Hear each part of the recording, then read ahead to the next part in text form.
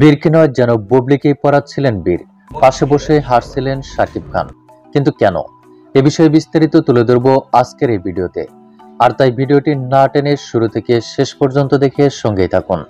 প্রিয় দর্শক, সম্প্রতি গতকাল বোনের বাড়ি থেকে গাড়িতে করে বীর ও বুবলিকে বাড়িতে নিয়ে আসেন শাকিব খান।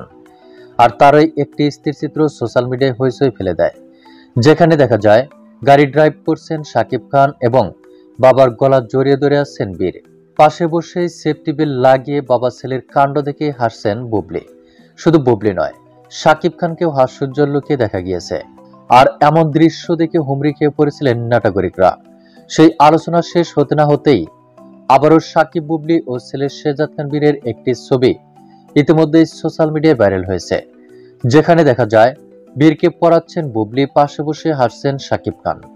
কিন্তু ঘনিষ্ঠ এক সূত্রের মাধ্যম থেকে জানা যায়, ছেলে বীরকে বুবলির পড়ানোর স্টাইল দেখে হাসতে হাসতে ফেটে যাচ্ছিলেন শাকিব খান। এ প্রসঙ্গে শাকিব খান বলেন, আমার মনে হচ্ছিল বুবলি বীরকে নয়, বীরই বুবলিকে পড়াচ্ছেন। কেননা বীর বুবলিকে এমন এমন আশ্চর্যজনক প্রশ্ন করছিলেন, যার উত্তর দিতে দিতে ক্লান্ত হয়ে পড়েন বুবলি। মা ছেলের এমন দৃশ্য দেখে পাশে বসে হাসতে বাধ্য হয়েছিলাম। বীর অনেক ট্যালেন্টেড।